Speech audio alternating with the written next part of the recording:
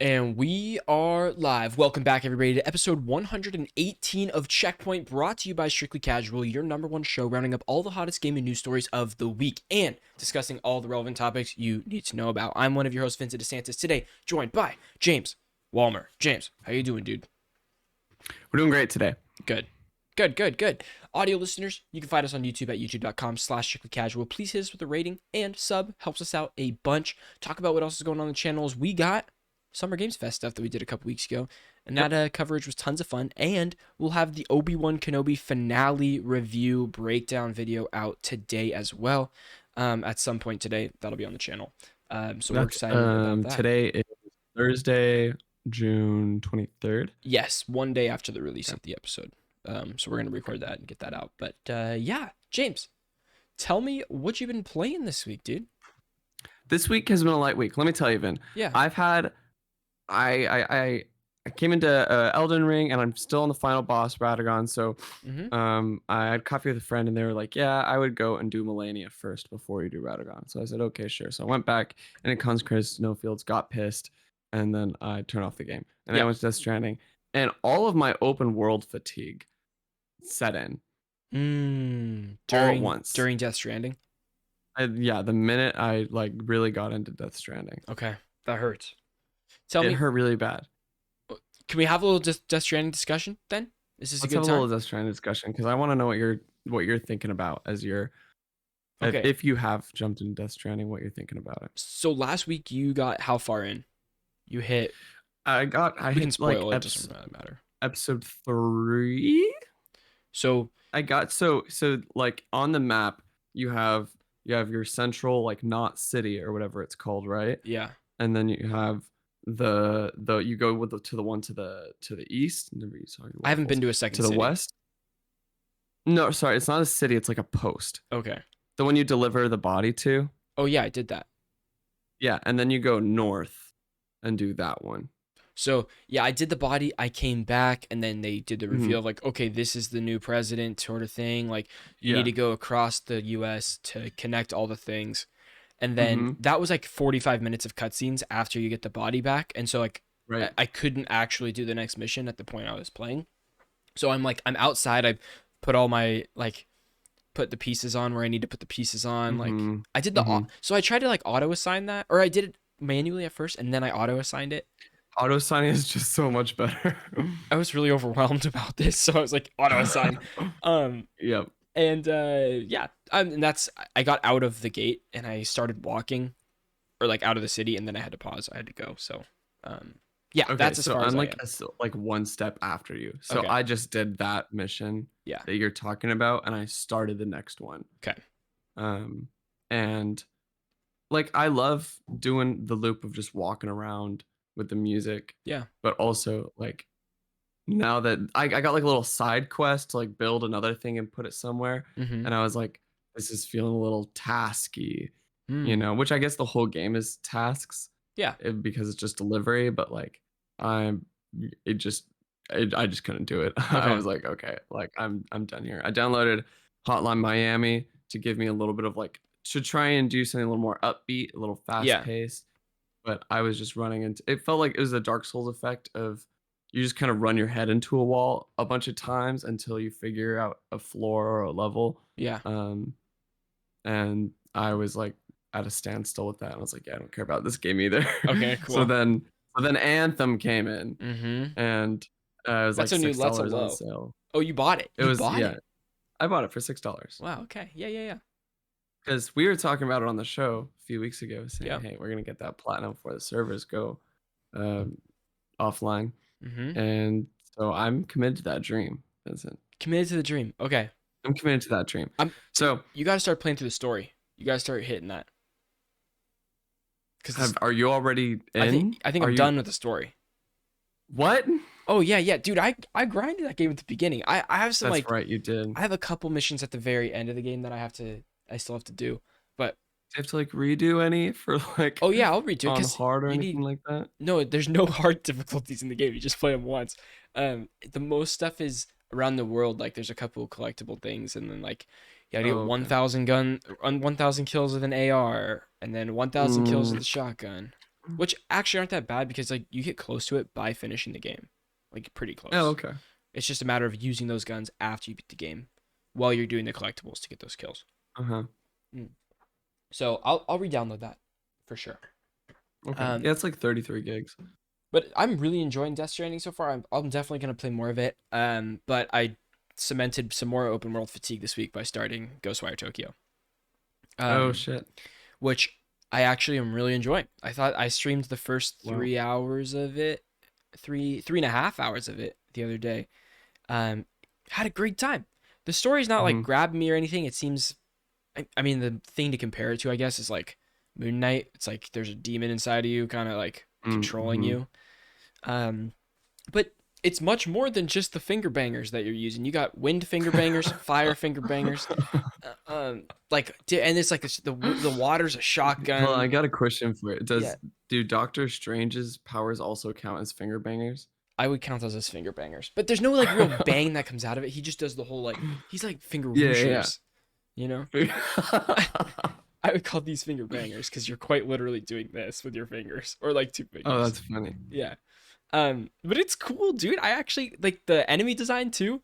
Like you have like the Slenderman type dudes that are walking around, but then their boss Yeah. enemies are sick. They're dope. So Really? yeah, and if I'm already 3 hours in, like I'm already in chapter 3 or something. It's only 7 chapters long. I think chapter 4 is like supposed to be pretty long, but like it's not gonna take me a long time. I'm not gonna do all the open world stuff. I'm just gonna play through the story, and I'm enjoying it so far. So I'll probably play some more of that this week also. Hell yeah. Yeah, and then Fortnite. Playing a lot of Fortnite this week. Oh yeah, I played a lot of Apex too. Yeah, it's just fun. It's the opposite of the open world grind where it's just for fun. Are you playing the no build? Oh yeah. Oh yeah, I'm not playing Oh, build. thank God. It's all no build. Yeah. And it's great. Do you feel naked in Fortnite, or do you have like? Because here's my worry: is Yeah. I worry about the drip in Fortnite. Yeah, sure. Right, because I would come in there and I have zero drip. I never completed a Mm. season pass once in my life. Sure. Yeah. Uh here's the thing. You can get so much free V-Bucks now that you can buy whatever you want. Like even without the battle pass, you can still get free V-Bucks doing challenges and stuff. It just takes a little bit longer. So like I bought Chun-Li without buying a battle pass. Oh wow. It was sweet. So I use Chun-Li all the Huh. time. She's caked up. Totally. But here's the thing. In the no build, you can slide in Fortnite now, which is making it really nice, and you can Oh, that's jump cool. higher than one block now. Like so whatever Mhm. one thing is, that way you can grapple on and you can kind of like grapple up and go places. And so the movement's really good too. You don't have to like build to everything. You can just kind of jump to places. It feels great. Mhm. It feels super well balanced right now. It's crazy. Like I I used to play Fortnite a lot, and this right now is feeling really balanced. Like Wow. the thing they have going. It's just really fun to play. Having a great time with it. Fuck. Now I want to jump in. It's cool. Yeah, it's free. Yeah, So it might is as free. well. I'm trying to work towards Might as Vader well. right now. Vader's in the season pass. I had enough Mm, V-Bucks to do the season pass without buying V-Bucks, and so I hell was yeah. like, yeah, I'll do it. Level 22. Cool. Having a great time. Fuck yeah. Anything else you've been playing this week? No. Me neither. That's about it. Those are the About three. it. Except Yep. there's a couple times I wanted to jump into Elden Ring. Then I was like, I don't know if I want to right now, which is a bad sign. Mhm. I'm so close to the end, bro. I'm at Mountaintop of the Gods. I feel like I'm in the home stretch. I know I'm not really, but You I are in the feel home like I'm in the stretch. home stretch. No, you really have like 4 more bosses left. I could do it. And it's I kind of like boom, boom, boom, boom with the bosses. You know, it's like Oh yeah, dude. there's one. There's the fire giant. No. There's a few before fire giant up there. Okay. Like there's two. I feel like there's 2 bosses in that snow area, and then they're like smaller. Okay. And then there's the big boss, the fire giant, Yeah. and then you go back to the capital, and you fight 2 bosses there, and then those In are the like Lendo back-to-back capital? bosses. Yeah, Oh man. Okay. Oh man. but it's different. Yeah. But it's different that time. Okay. And then you go to, and then the capital takes you to the final boss after, like the final 2 bosses, and then it's boom, the Radagon right after. Got it. Okay. So Oh if you man. want, you can also go back and, well, maybe I just I don't think think you I'm got to get through. I think you got to get through the 2 bosses in the snowfield, and then you could go fight Melania if you want. Okay. I just don't think I'm strong enough. Like, I was barely squeaking by at What that level are you? 107. Oh, you're good. Yeah? Yeah, you're great. I was barely squeaking by for that second boss where you fight Dog, it's just that hard. Morgott again. This is just how. Yeah, this is just the first. The first playthrough is just like this. Okay. It was tough. It was tough, but it's good. Everyone I talk to says you like the second playthrough, New Game Plus. You're like, okay, now you can actually have fun. Really? Like, you can actually play the game. Yeah, because enemies don't do as much damage to you, and you do more damage to them, so it's more balanced. Okay. All right. Well, yeah, I'm still so committed to finishing Elden Ring. Like, I'm going to finish it, and who knows? It's your first FromSoft game. It is. That Who you're knows? gonna finish. I might plat it. I'm really thinking about just going for the plat on this on the first run.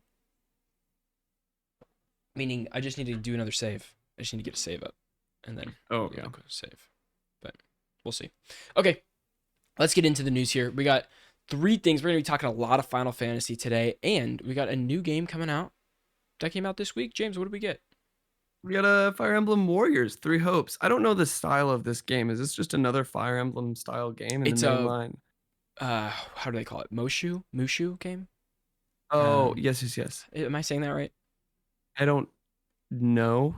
It's similar to... I did know at one point. It's like Dynasty Warriors. Dynasty Warriors, and then Breath of the Wild did one. Or they didn't call it Breath of the Wild. It's, and then... Whatever. No, it was Hyrule Warriors, and they did Persona 5 Strikers. Yeah. All these are in that style. Okay, cool. So Inverse gave it a 9. Vooks, which I've never heard before, gave it a 4.5 out of 5. IGN gave it an 8. Game Informer gave it an 8. Vin, you want to read this little... Yeah, sure.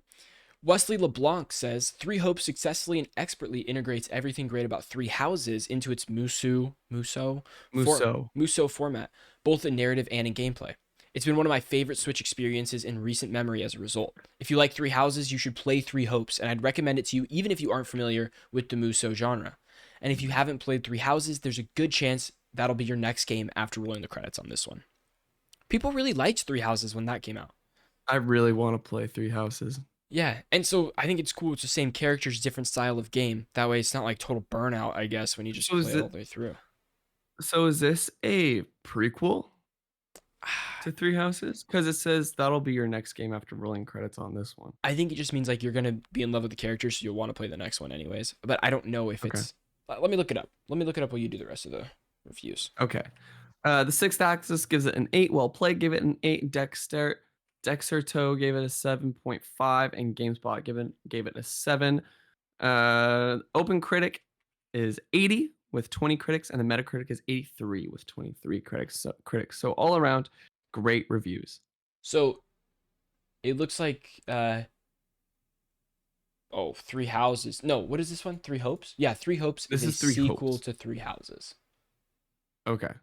Interesting. But the game assumes substantial pre-existing knowledge of 3 Houses. Oh. So, I guess... So maybe he's writing, like, if this is your jump in point, you're going to be like, oh, like, I want the context. Yeah. And so you're going to jump into 3 Houses. That sounds about right. Yeah. But 3 Houses is a lot more, like, strategic. Mm-hmm. Like, it's very much like, almost like an XCOM style of combat where you have, like, your characters on a battlefield and they, you do movement.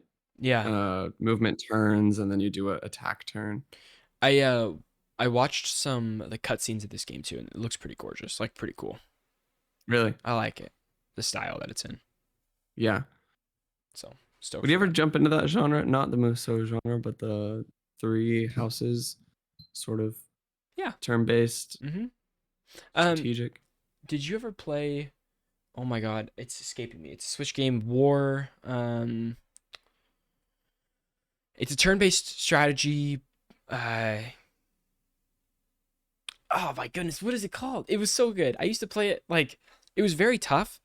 Crap, my Switch is in the other room, but I'll have to look it up. It was really tough. You had to like replay levels to kind of get the best rank for your strategy for like each one, and it was really fun. It was really good.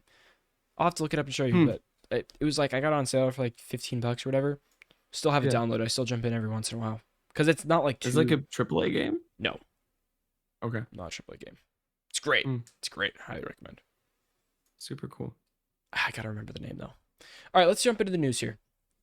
James, Yep. why don't you start us off with the bad news? Well, it's about Bobby Kotick. It's about And over Bobby here at Kotick. Strict to Casual, as well as most other news outlets in the world, it's still fuck Bobby Kotick. F. Hate this fucking dude.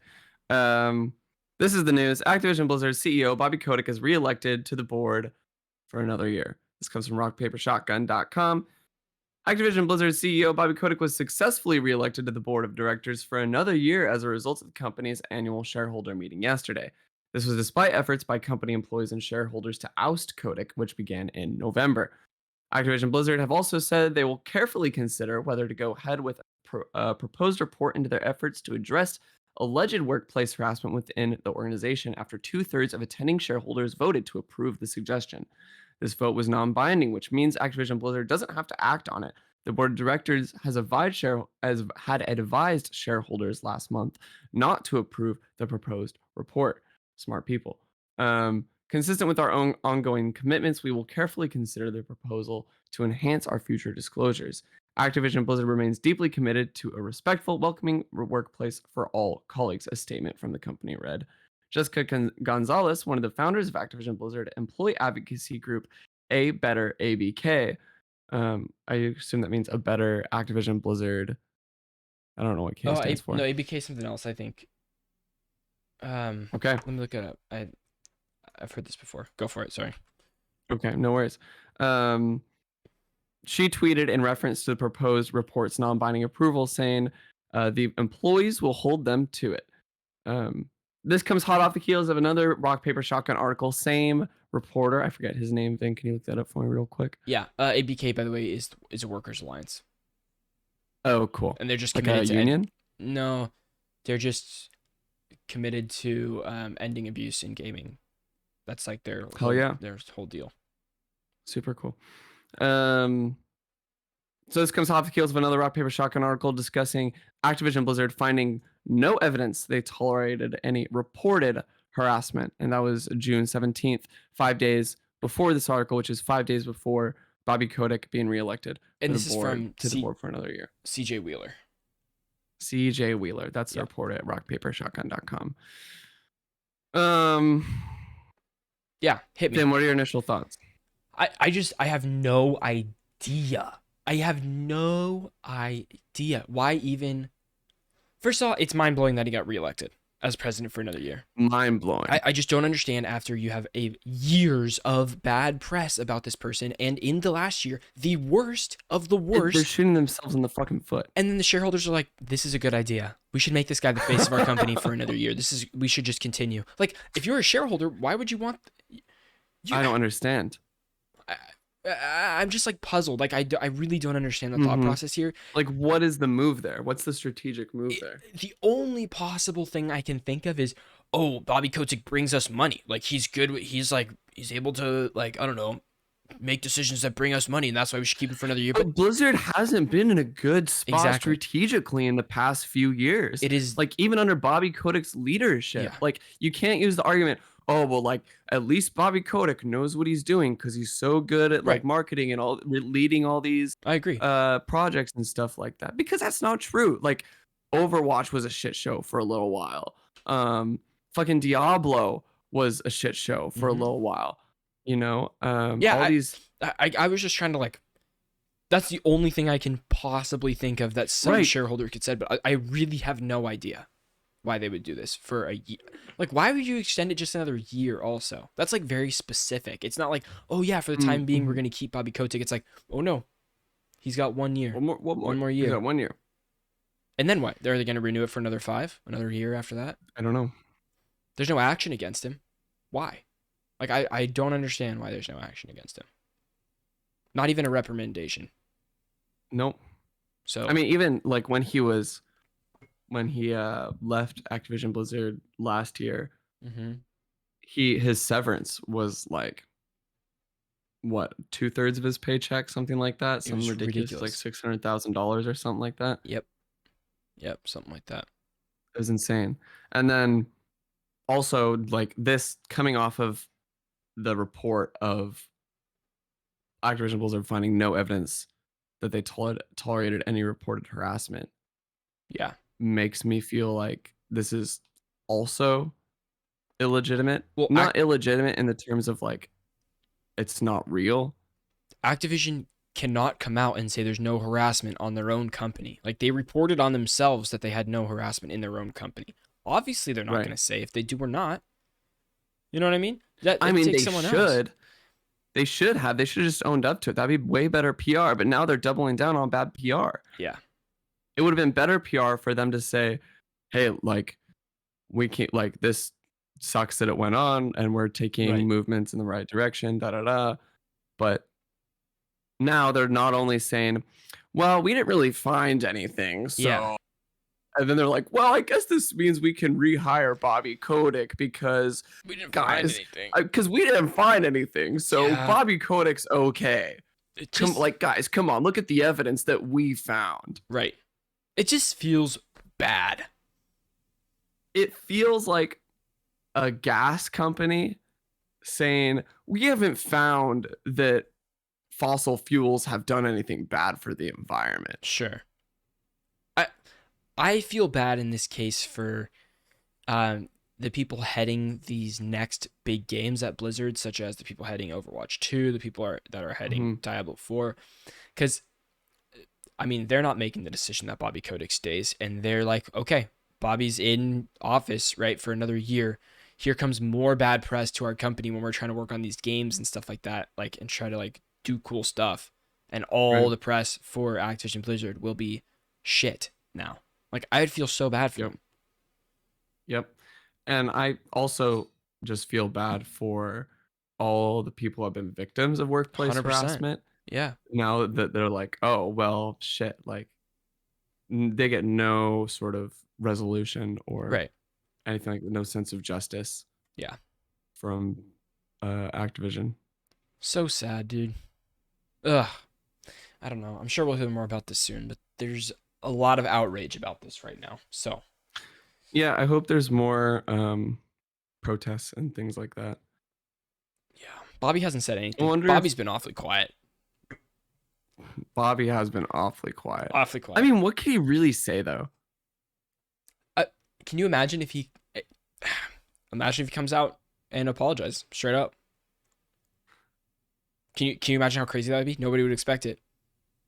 I don't think he would do it. He does that at the end of his 1 year, and then they boot him out. That'd be so just weird. So they could get the good PR from him.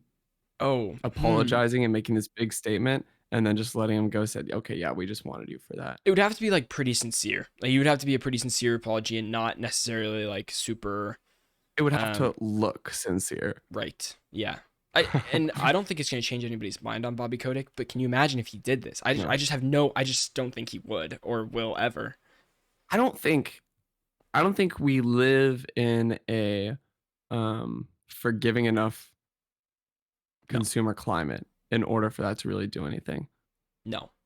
I think the shareholders are on a whole different level. I mean that in terms of like, I'm talking about in terms of like consumer, like buying or consuming Blizzard content. Yeah. Like, I don't think if I was actively protesting Blizzard, saying like, no, I'm not buying anything from Blizzard, and then Bobby Kotick made a statement, I'm not like, okay, I could buy Overwatch, or I can buy a battle pass for Overwatch 2, or I could support them through buying XYZ game. Yeah. That wouldn't change. I'm thinking the shareholders are seriously acting on a whole different level here. Like, they made a decision to rehire Bobby Kotick. I think you ask anybody that is like on the ground floor of like playing games or probably in development is totally different. That would be a different outcome. So I imagine if he does that sort of apology or whatever, and the shareholders like, oh, Bobby Kotick, like this guy, we gotta get him for another couple of years. Like, this is great. They're not in it. They're not in it like we're in it. So they wouldn't get that. It wouldn't be for us. It would be for the people funding money. That's my opinion. Okay. That's what that would be for. But yeah, interesting. Sure, there's more news on that. It feels like every couple months we have some bullshit from over there. So we'll see. Yep, and it'll keep going on until Bobby Kotick is out of the company. But I'm so rooting for Activision's other games that they're making right now. I'm rooting for Overwatch and I'm rooting for Diablo. I don't want to root against the entire company. I want to root against the bad people in the company, you know? Sure. It's tough. It's tough. And how do you do that? As we talked about that a long time ago too. How do you do that? I don't know. Beats me. Damn. Hey, that's where unions come in, baby. Sure. It could be a way. Sad. Okay. James, let's move on to Final Fantasy VII. Let's get into the recording. I'm ready to jump into some FF16. Oh, okay. We're jumping to Final Fantasy 16. Yeah, I'm down for that. Fuck yeah. Start recording in 3, 2, 1. We have a bunch of new details on Final Fantasy 16 coming from GameSpot and IGN. We're going to be reporting on some Tamora reporting. Talking about some Tamora reporting. Whoa! Tamora same. And Final Fantasy 16 details. Final Fantasy 16 is an ambitious, more mature entry in the series, says the producer. James, I broke this up into 4 little sections here so we could just each go back and forth on the sections. I'll take the first one here. Final Fantasy franchise is a fitting fight, or a fighting fit. A fighting fit in a way that it hasn't been for quite some time. Final Fantasy 14 underwent a huge revitalization that took it from a floundering MMO to one of the most critically acclaimed and beloved games of the genre. Final Fantasy VII Remake, meanwhile, defied expectations and delivered an incredibly strong, modernized version of the iconic Japanese role-playing classic. Now, Square Enix is looking to make some smart moves to ensure Final Fantasy continues to shine while it's in the spotlight right now. And so these are it was a huge interview with the directors of Final Fantasy 16. So jump into this first section. What do we got? Icon battles, which are the big, huge gods. Yeah. Yes. Icon battles are playable with multiple stages, and each one of them feels different. Clive, which is the main character, can encounter them as a small human, which means you can fight these monsters. You can fight gods as just a small boy. Not only you can be a god and fight gods in this game as well on the big scale. Which is fucking awesome. Yeah, it's awesome. So sick. Clive will also live through different stages. So the game will progress through your teens and then your 20s and then your 30s. Yeah. And then the game is also ready to mature due to its adult themes. This is the first M-rated Final Fantasy game in a long time. There was a previous one, I think, but the director in the interview kind of says, he said something about parents, or I don't know. But there's a shot from the trailer where Clive is naked. He's covered on the bottom a little bit too. So he's I don't know. And there's a lot more violence in this game, it looks like too, than maybe some other ones. So the cutscenes look pretty intense. I'm excited to see whatever happens here. This is a lot of party info here, which is interesting. Clive appears to be the only controllable character, whereas in Final Fantasy VII, you can switch characters. You can play as Aerith, play as Tifa, play as Barret.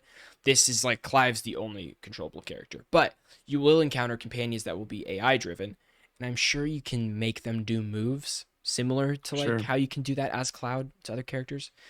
I'm just using Final Fantasy VII as a point of reference because same as Final Fantasy 15, where you can direct moves for combos and stuff like that. But you can't play as the other characters in 15, can you? Right.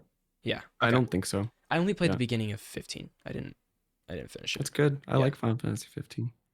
So Torgal the Wolf will be a full-time party member. We've seen him in a trailer before. Could be a full-time party member. We'll have more info on parties soon. And Yoshida also confirmed that Final Fantasy 16 will not be open world, but it will use larger zones to instead create a sense of a global scale. And he says it's been very inspired by recent AAA open world games. Let's hope that's good open world games. But that's interesting to me. I definitely like linear, and I'm a little scared of open worlds. I'm much more open to the idea of these larger areas instead of a full open world, but we'll see. Yeah. We'll see how it goes. New combat system is due to wanting to get new players on board and because it fits better with the game's presentation. Defeating an icon means unlocking its abilities and skill tree. So when you defeat an icon, you'll get the entire icon sort of signature skill along with all the skills that follow along with that. I forgot what there's a fire god guy. He's the gods are very consistent through the Final Fantasy games. But you see Clive use the powers of that guy in some of his sword fighting dealio. And so that's pretty cool. I don't know how that's going to play out. And then apparently Clive can become an icon himself. Pretty freaking awesome. James, which is pretty cool. are you Like, excited for he Final can Fantasy take on an 16? icon, or the icon will be called Clive. Clive the God. That'd be so sick. Are you excited for this game? I'm very excited for this game. I love a good Final Fantasy. I'm stoked, man. I think the trailers have been just incredible. The trailers have been so cool, especially after playing. Like 5 years ago, you would ask me if I'm excited for a Final Fantasy game. It's probably no, because I'd only played played a PSP version of a Final Fantasy game. Like I'd never really jumped in until 15 and 7 that I've really played. And then I've watched a lot of 14, like on streams and stuff like that. Obviously, that's MMO, and this is not really like that. But definitely a different style. yeah, I'm just excited. I'm super stoked for this, and I think it looks gorgeous on the PS5, dude. I'm so stoked, and these details I think making me excited too. Yeah, this game is shaping up to be quite a banger and a great installment in the franchise. Absolutely. I'm very excited. And if you want to know more about Final Fantasy in the world of gaming, you can stay right here on Strictly Casual. We appreciate you guys watching. If you want to listen to the whole podcast, become a member right here on YouTube, or you can listen to the whole thing for free on audio platforms. You just got to type in Strictly Casual Checkpoint, or there's a link right in the description that'll take you to it on Spotify, Apple Music, and all that good stuff. Thank you guys for watching, and we'll see you on the next one. We're good. Sweet. It's Final Fantasy VII time now. Yeah, we are going back up to Final Fantasy VII 25th anniversary recap, breakdown, everything you need to know. It's all you. Take it. Safe. This comes from tomsguide.com. It's safe to say that Final Fantasy VII Rebirth is one of the most anticipated RPGs of the current console generation. After Final Fantasy VII Remake delighted fans and viewers alike back in 2020, it was only a matter of time until Square Enix announced a sequel. After all, Final Fantasy VII Remake covered only the first act of the original Final Fantasy VII, meaning there's still plenty more of the story to revisit. At the end of the Final Fantasy VII Rebirth trailer, Square Enix advertises that the game will be available next winter, which means December 2023. Yeah. Right? Mm-hmm. Okay. If you played the original Final Fantasy VII, the trailer should provide faces. It begins with Aerith narrating about how the past is set in stone, but the future can be changed, which is especially interesting considering that Final Fantasy VII Remake has already started playing around with the timeline. It also shows off Cloud's complicated past with Sephiroth, as well as a glimpse of fan favorite side character Zack Fair. The trailer is only about a minute long, but it suggests that Final Fantasy VII Rebirth might solve some of our long-standing questions surrounding the remake. Question is this game for PS5 only? Yeah, it just at the end of the trailer it just says PS5. I would assume so. But it's the same thing with like Overwatch 2. It showed at the Xbox conference, and it said Xbox and PC, but it's coming to PlayStation 5. Like you can already pre-order on PS5. It's just like it's the marketing. It's interesting marketing. This was shown at a PlayStation conference. You can already pre-order this on PlayStation 5? No, Overwatch 2. That was it. You can't pre-order this yet. But yeah, it's all marketing. I don't really know how that's gonna work. I don't think this will be on Xbox, but I don't know if it'll be on PS4 or whatever. Yeah, we'll see. Because I mean, they announced that Final Fantasy. Oh yeah, Rebirth is. They said it was only gonna be on PlayStation. Like it's still console exclusive. Remake still hasn't been on Xbox yet. They haven't ported that over. It's on PC, but not on Xbox, which is wild to me. Crazy. Yeah, people need to play this game. It's so freaking good. James, you have to play it. You have to play it. I know I do, but I'm still beefing with Sony. I know you're still beefing. You got to let the beef subside, and you got to just play the game. I'm waiting for Sony to squash the beef. That's on them. They're not going to squash no beef. There's no beef being squashed on their end. Then I have a surprise for you. Yeah, surprise me. Upon going to upload this clip, I happened to notice the Strictly Casual is now officially at 2K subscribers. It's not. What do you mean? It rounds up once we pass the Shut the fuck 5. up. I'm sorry, James. I'm so sorry to It says 2,000. I know it does, but it rounds up. It up. says 2,000. When it's at 1,995, it just bumps it up. The 5s always bounce up and down. 2,000. I know. I'm sorry, James. I'm sorry. It's not actually at 2,000. Also, that when you start uploading, your camera quality goes down and like it's getting jittery on my end. Just to let you know. Okay, I'll wait. We need 3 more. We need 3 more subs to hit 2,000. We're very, very close. This clip might do it. Who knows? Who knows? Very excited. Okay. We do need 3 more. And Final Fantasy VII Rebirth was not the only thing announced at the 25th anniversary stream. And by the way, I can't wait. Rebirth is going to be awesome. It's going to be a trilogy. They also announced. So it's 1, 2, and 3, whatever it is. It's going to be remake, rebirth, and then something. They'll really milking this cow. Yeah. Well, apparently the first one's only the first act of the Final Fantasy one or Final Fantasy VII. Like, if it's only the first act, they have a bunch more story to tell. Even though it felt so long, like the game was too long. That was my biggest complaint with Final Fantasy VII. Just too damn long. But Square Enix has finally given their first glimpse at the follow-up to Final Fantasy VII Remake. We already got that, but that's not the only thing coming, as the anniversary event also revealed a full-blown remaster of Crisis Core. Although it's being called a remaster, Crisis Core Final Fantasy VII Reunion seems... That's a crazy-ass long name. Seems almost more like a remake. With the game set to release before Final Fantasy VII Rebirth, here's everything you need to know. The most obvious change for Crisis Core Reunion is the massive graphical overhaul, which practically makes it look like a new game.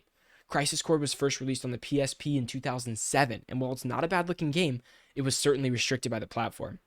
There's also a handful of other changes, of course. The entire game is now voiced, and voice lines have been re-recorded using the actors in Remake. And according to Square Enix, much of the BGM, I guess background music or, something, have also been given new arrangements by its original composer, Takaharu Ishimoto. Crisis Core takes place 7 years before the events of Final Fantasy VII, when Sephiroth was still a member of Soldier, and the main character of the game is Zack Fair. So you're playing as Zack and Sephiroth. Pretty cool. And Crisis Core gives you more insight into the events that lead up to Final Fantasy VII, along with the past of Sephiroth, Cloud, Tifa, and Aerith. So, pretty cool. Super cool. I'm hoping it's not like a 70-hour game. I'm hoping this is like a 20-hour game, because it's really hard. It's tough for me to just do it. You know? Yeah. I can't wait to play it, though. This comes out... So it takes place between Final Fantasy VII Part 1 and Part 2? Before. Or it's a prequel to everything? Prequel to everything. It's all about the history. Wow. Because in the game, they kind of just gotta the history. Play this first. Maybe, but I think it's not going to be... It's not going to play as well as Final Fantasy VII Remake, for sure. It's not from the ground up. They're just calling it a remaster. Sure. So it might be like a 2007 game, and we know you don't like older games. You might get frustrated. I might get frustrated. Who knows? Unless it just gets a substantial facelift and they improve quality of life and everything like that. And that comes out beginning of next year to tide you over until Rebirth. So that's 2 Final Fantasy games coming out next year, plus the Final Fantasy VII Battle Royale mobile game. That is legit. It's really happening. That's a real thing. And they did show it off. I can't believe it. Yeah. I can't believe it. So, good luck. What do we got? Next up, on a grain of salt, this is our rumor watch, baby. Sony to reveal 3 new headset and 2 new monitors next week. Yep. Pretty crazy. This comes from weird xputer.com. Yeah, I don't know xputer at all, but Tom Henderson wrote it, so I assumed it was legit. Okay, cool. Last week, which is Tom Henderson, reported via Tryhard Guys that Sony was gearing up to potentially reveal a new PlayStation 5 Pro controller in the near future. This assumption was based on the knowledge that Sony is in fact revealing new hardware at the end of this week. Is that this week? That is potentially this week. Yeah. Wow. We might have news today. Or tomorrow, yeah. Something like that. Or tomorrow. Information on one set of hardware has already been revealed, which is Sony's new headset. These are the new, quote, InZone, INZONE, all one word, H-series headsets with 3 sets to be revealed next week. The InZone H3, the InZone H7, and InZone H9 all come with 360 spatial sound for gaming, and all are Discord certified. They're going to slap that on the box for sure. The Discord certification. Absolutely. Yeah. Absolutely. Great marketing. Yeah. First up is the InZone H3, which is a wired headset. It's the cheapest headset, but it's got the 360 spatial sound. Vincent, hit us with the InZone H7. The H7 is a wireless headset, has 360 spatial sound, and the best battery life. The InZone H9 is a wireless headset as well, with also, again, the 360 spatial sound. This is the most expensive headset, I assume because it has the noise canceling. Yeah. So when mom is coming at you telling you to do your dishes, you can just turn on that noise canceling and say, I'm playing Minecraft. I got to give you a little scenario real quick about Uh-huh. why I'm not actually getting the full features out of my headsets right now. I play my PlayStation through my PC, if that makes sense. So I have a capture card. I have a 4K 60 capture card in my PC, and so Mm-hmm. my HDMI goes directly from my PlayStation 5 into my PC. Then I have an out on my PC into the monitor. So I'm losing the direct connection. I don't have these headphones connected to the PlayStation when I play. I have them connected to my computer when I play. And somewhere along there, I don't think I'm getting the 3D audio. I'm listening to the Mm-hmm. audio through OBS. That's Mm-hmm. how I'm getting the audio, which is probably not the best way, but I should set up a switcher, basically a switcher that I can switch from, um, you know, because a switcher where I can split my headphones for both and split everything up. It's just a lot of connections that I don't need, and this is seems to be the most easy way for me to do this, as someone More that captures. streamlined. Yeah. So I don't know. I got to figure that out, but I feel like I'm missing a lot of features by doing that on the audio front. Mm-hmm. Visually, Maybe you just it's have a fine. separate pair of headphones. It's not a bad idea. It's not a bad idea. I do love these headphones though. Wireless, they're great. Yeah, Um, great headphones. so the price points for these headsets are yet to be revealed, but in addition to the 3 new headsets, Sony is also set to reveal 2 brand new gaming monitors under the InZone brand. Now, why the hell, James, are they calling it InZone? It feels I weird. don't know. It I don't feels know. feels fake. There are also It does. It product feels like mock-ups a for weird this. third party. They're also what? There's product mock-ups and the trademarks for all these things that Tom Henderson posted on Oh. his Twitter if you want to check those out. Mm-hmm. Um, and these will feature exclusive features for PlayStation, which will include auto HDR tone mapping and auto genre picture mode, which is kind of nice. Those are great features, I can't lie. According to my sources, one of these monitors will be for 4K gaming at 144 hertz.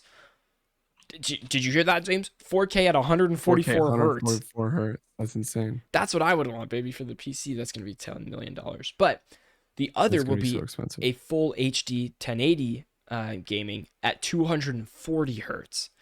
Both Crazy. devices These were are gaming described. ass monitors. Yeah, both devices were described as being perfect for PS5 and have received variable refresh rate, HDMI G-Sync support, and feature low latency, 1 millisecond. Sony has also kept HDR in mind. So you have HDR at 4K 144 hertz and HDR in full HD 240 hertz. That's crazy. That's crazy. Usually 1080 monitors don't really have HDR for the most part. You have to buy a special one. So No.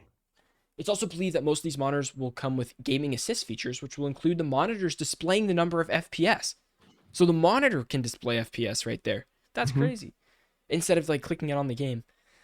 It'll show game time, a viewfinder to improve brightness in dark locations. I don't really understand how that's going to work. Refining brightness and contrast to better see enemies, with this feature being turned on and off depending on the user's desires. And the price points, again, yet to be revealed. However, it's unclear whether Sony will also reveal the new Pro controller or not, because they've been saying that for a while too. There is mock-ups and trademarks for a PlayStation 5 Pro controller. And he says, but my sources, this is Tom Henderson, have said that these 5 pieces of new hardware are set to be revealed next week and are set to be a part of Sony's new InZone brand. So they're going to announce the brand, and this is the line of things under that InZone brand. Yeah, I'm looking at an update to the story on Tom Henderson's Twitter. Yeah. Saying Sony has hinted at its new InZone brand with the tagline "Find Your Zone."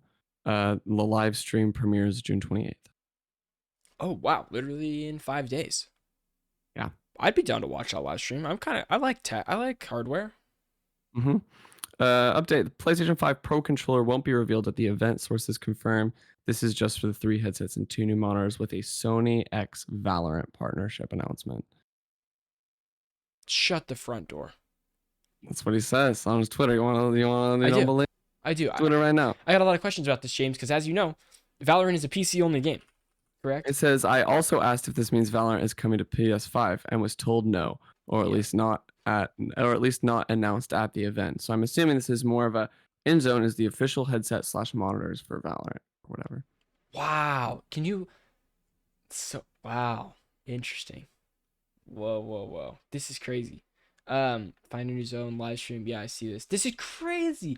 Actually, this lines up great because Valorant right now is like at a mid-season thing. It's like a smaller battle pass that they have, and then the next battle pass starts, so they could just launch right there. You're about to laugh at something. What's going on? What did you see? My friend's tweet. Oh, got it. Okay. I'm excited to see whatever this is. But random fun stuff time, baby. James, what's the first one? Random fun stuff story without a story. Everyone's favorite part of the show. Come on, let's go. Number 1. Halo Wars Total War developer Creative Assembly branches out to heist shooter called Hyenas in all caps. No release date yet. We got some screenshots, right, for that? Yeah, so in this game, there's a lot. It's like you're raiding like space freighters. A lot of zero gravity combat. It's a big part of this game, and you're stealing pop culture collectibles. Like screenshots show a little Sonic, like keychain, a Rubik's cube, and other stuff. Nice, sounds fun. No Man's Sky comes to Nintendo Switch in October, along with the disc version for PS5. Very cool. Sean Murray also plans to launch a PS5 update for the game when PSVR 2 launches. We got brief news from Capcom stream last week. Dragon's Dogma 2 confirmed to be in development. We did talk about this last week. Did we? Yeah. We did the whole Capcom rundown. My bad. Oh, you're good. Epic Games announces a new strategy to prevent review bombs on their store. Consumers will be asked to leave a review after 2 hours of playtime on a given game at random points, saying, because these requests are randomized, we won't spam our players, and we probably won't ask about every game or app used. So they'll just like, after 2 hours of playtime, they'll just randomly ping you at some point saying, hey, you want to leave a review? Sure. Does that mean kind of how Apple does their reviews on their apps? Does this mean that you won't be able to review the game at any point? You have to play like the game for 2 hours and stuff? Interesting. Because Apple, you can just review it whenever. Oh, that's right. But I guess I'm reminded of how when it like prompts you. Yeah, it stops everything. Yeah. It's like, rate the app. Not now, okay? Exactly. Epic will also be polling players at random about their most recent play sessions to help generate tags for products on the Epic Game Store. Cool. Dope. That was random fun stuff, baby. Ooh. Anything else we have to really go over here on episode 118? I don't want to say it's a light news week, but it was just Final Fantasy heavy this week.